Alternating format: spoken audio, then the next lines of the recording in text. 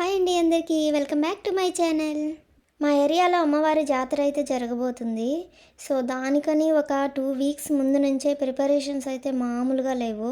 పిల్లలకి పెద్దలకి ఏమైతే యాక్టివిటీస్ కావాలో అవన్నీ ఇక్కడ సెట్ చేసేస్తున్నారు. అయినా ఇన్ని యాక్టివిటీస్ అయితే నేను ఏ జాతరలోనూ చూడలేదండి. మామూలుగా నేను మా ఊర్లో కానీ ఇంకా పక్క ఊర్లో విలేజెస్లో కూడా నేను చాలా జాతరలు చూశాను, కానీ ఇంత మరి ఇన్ని యాక్టివిటీస్ పెట్టడం అయితే చూడలేదు. ఇదే అమ్మవారి టెంపుల్.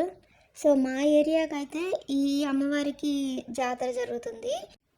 కానీ ఈ జాతర అయితే ఈ అమ్మవారిది మాత్రమే కాదు, చుట్టుపక్కల 4 ఏరియాలు కలిపి చేస్తారు. సో అక్కడున్న ఆ టెంపుల్స్లో కూడా వాళ్ళు స్టార్ట్ చేసి ఇలాగా రథం, సో ఈ ఏరియాకి ఇది రథము, అదేవిధంగా 4 ఏరియాల వాళ్ళు కూడా అలాగే కలిపి చేస్తారు. సో ఇదైతే ఒక 30 డేస్ జరుగుద్దంట. ఈ 30 డేస్లో ఏం చేస్తారంటే వీళ్ళు ఈ 4 ఊర్లు దేవుళ్ళని తిప్పుతారనమాట. సో ఇలా 30 డేస్ చేస్తున్నారని ఇన్ని యాక్టివిటీస్ అయితే తీసుకొచ్చి పెట్టినట్టున్నారు.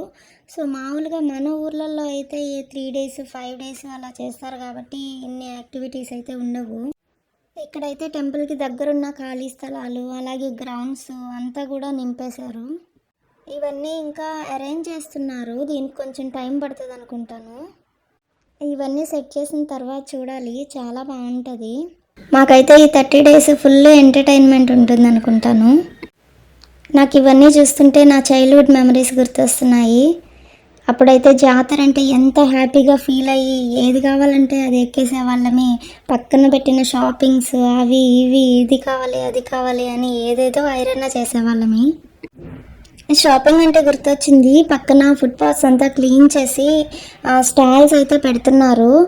సో షాపింగ్ కూడా ఏం కొదవే ఉండదు. నేనైతే చాలా ఎక్సైటింగ్గా ఎదురు చూస్తున్నాను ఇవన్నీ రెడీ అయిపోయి జాతర స్టార్ట్ అయితే చూడాలని. ఈ ఏరియాకి మేము కొత్తగా వచ్చాము, అందుకే ఇది ఫస్ట్ టైం చూస్తున్నాం కాబట్టి ఇంత ఎక్సైటింగ్గా ఫీల్ అవుతున్నాను. ఈ వీడియో మీకు నచ్చినట్లయితే ప్లీజ్ లైక్ అండ్ సబ్స్క్రైబ్ చేసుకోండి.